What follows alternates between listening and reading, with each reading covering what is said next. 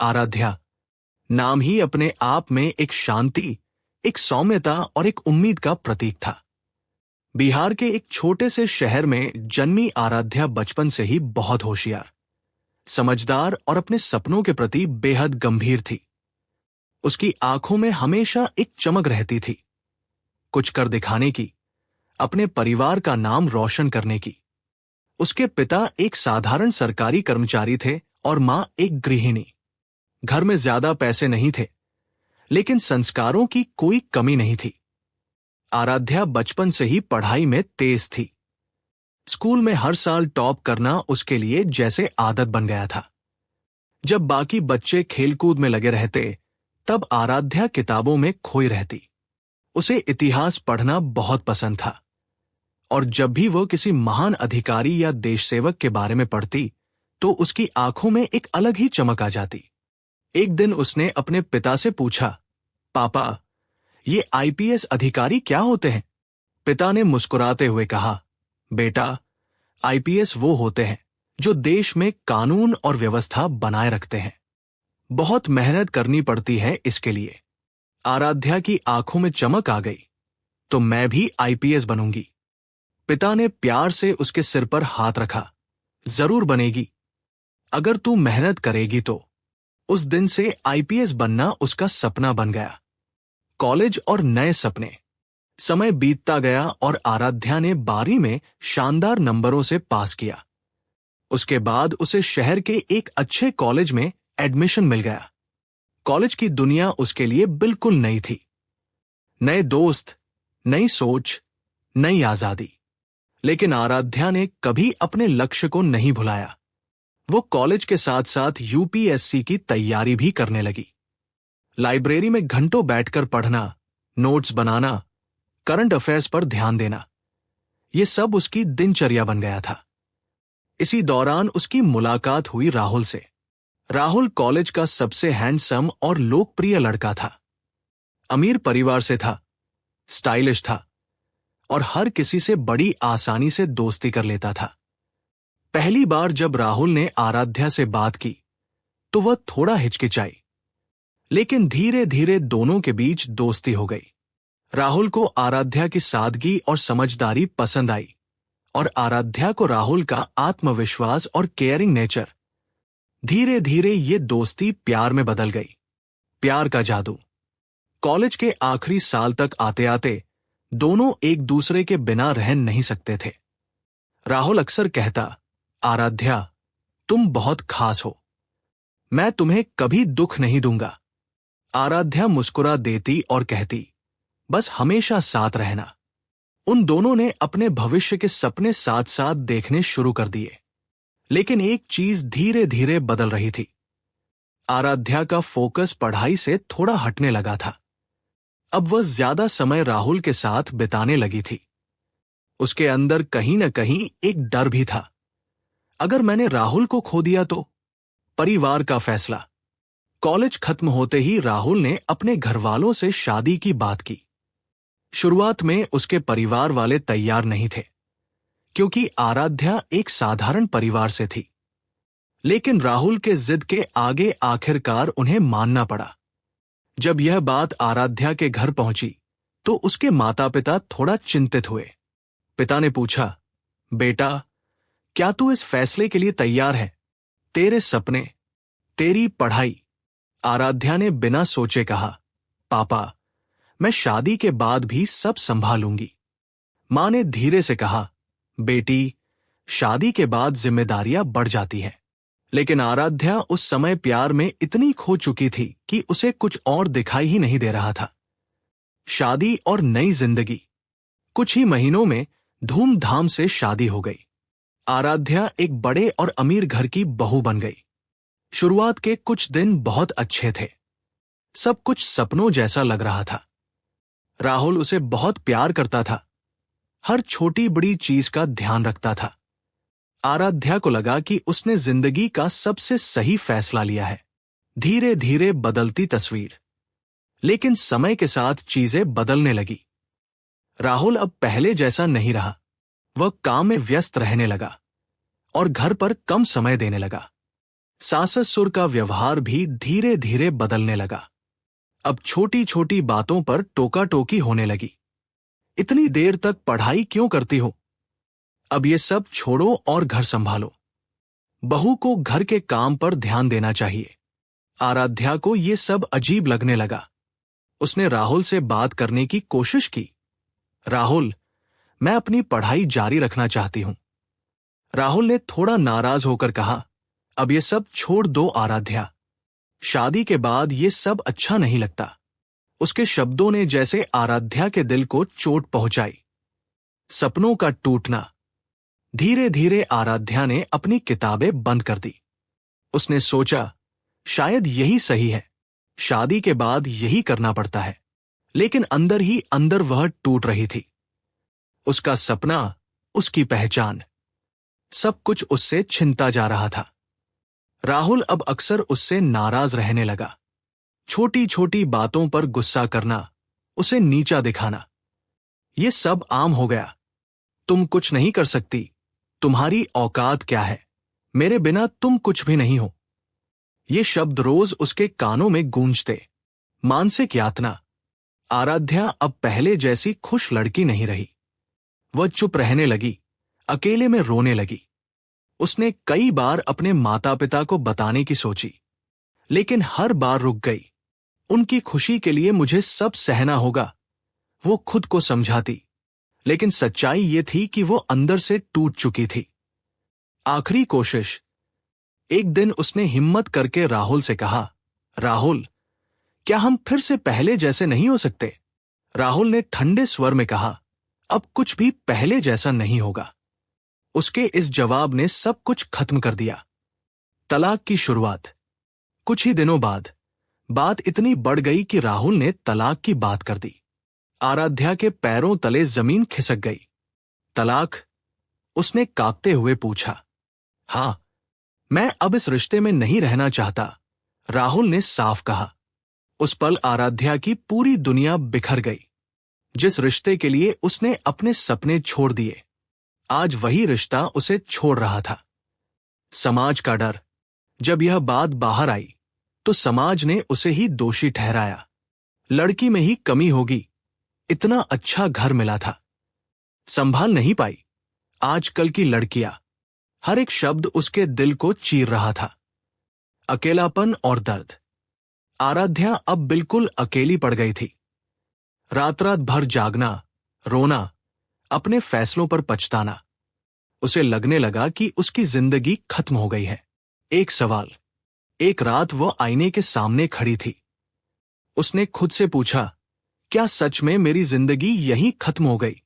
उसकी आंखों में आंसू थे, लेकिन कहीं न कहीं एक सवाल भी था। एक नई शुरुआत की हल्की किरण। उसी पल उसके अंदर एक हल्की सी आवाज आई। नहीं, अभी नहीं। वो आवाज बहुत धीमी थी, लेकिन सच्ची थी। शायद यही आवाज उसकी नई शुरुआत की पहली निशानी थी। तलाक के कागजों पर आखिरी साइन करते समय आराध्या के हाथ हल्के हल्के कांप रहे थे। सामने टेबल पर रखा पेन जैसे उसके जीवन के एक पूरे अध्याय का अंत लिख रहा था। अदालत के कमरे में सब कुछ सामान्य था। लोग आते जाते, वकीलों की बहसें, फाइलों की आवाज। लेकिन आराध्या के अंदर एक तूफान चल रहा था। जैसे ही उसने साइन किया, उसे लगा जैसे किसी ने उसके दिल का एक हिस्सा खींचकर अलग कर दिया हो। लेकिन उसी पल उसके भीतर एक नई आवाज भी उठी। अब खत्म नहीं, अब शुरुआत है।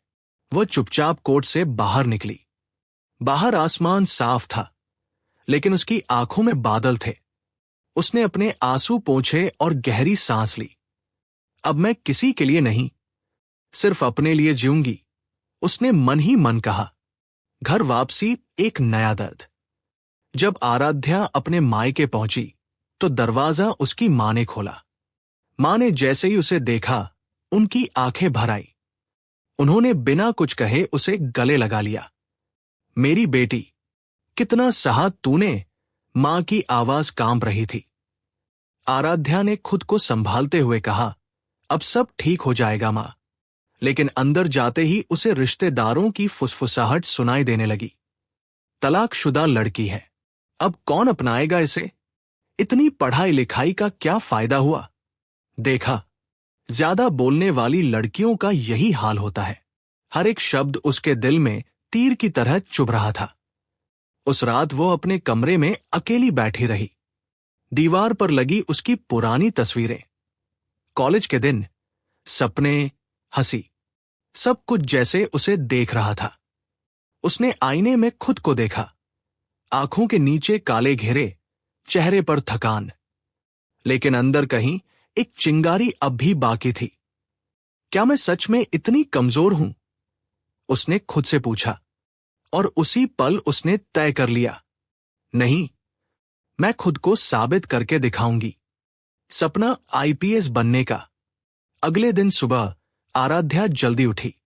उसने अपनी पुरानी किताबें निकाली, जनरल स्टडीज, हिस्ट्री, पॉलिटी। उसे याद आया कि कॉलेज के समय उसका सपना था आईपीएस अधिकारी बनना, लेकिन शादी के बाद वो सपना कहीं खो गया था। अब वही सपना फिर से उसकी आंखों में लौट आया। वो अपने पिता के पास गई और बोली, पापा, मैं यूपीएससी की तैयारी करना चाहती हूं। पिता कुछ देर चुप रहे, फिर बोले, बेटा, ये रास्ता आसान नहीं है, बहुत मेहनत लगेगी, बहुत त्याग करना होगा। आराध्या ने दृढ़ आवाज में कहा, मैं सब कुछ सह लूंगी पापा, लेकिन अब मैं हार नहीं मानूंगी। पिता की आंखों में गर्व था। उन्होंने उसके सिर पर हाथ रखते हुए कहा, तू कर सकती है बेटा, हमें तुझ पर भरोसा है। संघर्ष की शुरुआत। अब आराध्या की जिंदगी पूरी तरह बदल गई थी। सुबह 4 बजे उठना, 10 से 12 घंटे पढ़ाई, नोट्स बनाना, टेस्ट देना। उसने अपने फोन को बंद कर दिया, सोशल मीडिया से दूरी बना ली और खुद को पूरी तरह अपने लक्ष्य में झोंक दिया। लेकिन रास्ता आसान नहीं था। कभी कभी पड़ोसियों की बातें फिर सुनाई देती, इतना पढ़कर क्या होगा? लड़कियां इतना बड़ा एग्जाम नहीं निकाल पाती। तलाक के बाद तो जिंदगी खत्म हो जाती है। हर एक बात उसे तोड़ने की कोशिश करती, लेकिन अब वो पहले वाली आराध्या नहीं थी। वो हर ताने को अपने लिए ईंधन बना रही थी। पहला झटका। करीब 1 साल की तैयारी के बाद उसने यूपीएससी का पहला एग्जाम दिया। पेपर देकर वो बहुत खुश थी। उसे लगा कि उसने अच्छा किया है, लेकिन जब रिजल्ट आया तो उसका नाम लिस्ट में नहीं था। उसका दिल टूट गया। वो अपने कमरे में बैठकर रोने लगी। उसे लगा जैसे सारी मेहनत बेकार हो गई। शायद लोग सही कहते हैं, ये मेरे बस की बात नहीं है, उसने सोचा। उसी समय उसकी मां कमरे में आई और उसके पास बैठ गई। हार गई? मां ने धीरे से पूछा। आराध्या ने आंसू पोंछते हुए कहा, नहीं मां, बस थोड़ा थक गई हूं। मां मुस्कुराई, तो थोड़ा आराम कर, लेकिन रुकना मत। उन शब्दों ने जैसे उसे फिर से खड़ा कर दिया। खुद से लड़ाई। अब असली लड़ाई शुरू हुई। खुद से लड़ाई। कभी उसे अपने अतीत की यादें परेशान करती, कभी उसे अपने एक्स हस्बैंड के शब्द याद आते, तुम कुछ नहीं कर सकती। हर बार ये शब्द उसके कानों में गूंजते, लेकिन अब वो हर बार खुद से कहती, मैं कर सकती हूं और मैं करके दिखाऊंगी। उसने अपनी कमजोरियों पर काम करना शुरू किया। कि गहरी समझ। वह दिन रात बस एक ही चीज सोचती, आईपीएस। समाज का दबाव। समय बीतता गया। अब रिश्तेदारों ने फिर से दबाव डालना शुरू किया, दूसरी शादी कर लो, इतनी पढ़ाई का क्या फायदा? लड़की की उम्र निकल रही है। लेकिन इस बार आराध्या चुप नहीं रही। उसने साफ शब्दों में कहा, मुझे अभी शादी नहीं करनी, मेरा सपना ज्यादा जरूरी है। कुछ लोगों ने उसका मजाक उड़ाया, कुछ ने उसे जिद्दी कहा, लेकिन उसे अब फर्क नहीं पड़ता था। दूसरा प्रयास। 1 साल और बीत गया। इस बार उसने पहले से ज्यादा मेहनत की थी। जब उसने फिर से यूपीएससी का एग्जाम दिया तो उसके अंदर एक अलग आत्मविश्वास था। इस बार उसका नाम प्रीलिम्स में आ गया। पूरा परिवार खुशी से झूम उठा। लेकिन असली परीक्षा अभी बाकी थी। मेंस और इंटरव्यू। मानसिक संघर्ष। मेंस की तैयारी के दौरान वो कई बार टूटने के कगार पर पहुंच गई। कभी उसे लगता कि वो सब कुछ छोड़ दे, कभी उसे लगता कि वो बहुत पीछे है, लेकिन हर बार वो खुद को संभाल लेती। उसने अपने कमरे की दीवार पर एक लाइन लिख दी थी, हार मानना मना है। हर सुबह उठकर वो उसे पढ़ती और फिर से शुरू हो जाती। खुद पर भरोसा। धीरे धीरे आराध्या ने खुद पर भरोसा करना सीख लिया। अब वह सिर्फ दूसरों को गलत साबित करने के लिए नहीं, बल्कि खुद को साबित करने के लिए पढ़ रही थी। उसके अंदर एक नई ताकत आ चुकी थी। अब वो डरती नहीं थी, अब वो झुकती नहीं थी, अब वो सिर्फ आगे बढ़ना जानती थी। एक नई आराध्या। एक दिन वो आईने के सामने खड़ी थी, लेकिन इस बार उसे खुद में एक अलग इंसान दिखा। वह कमजोर, टूटी हुई लड़की नहीं थी। वो एक मजबूत, आत्मनिर्भर और लक्ष्य के लिए समर्पित महिला थी। उसने खुद से कहा, अब कोई मुझे नहीं रोक सकता। इंटरव्यू का दिन। आखिरकार वो दिन आ गया जब उसे यूपीएससी इंटरव्यू के लिए बुलाया गया।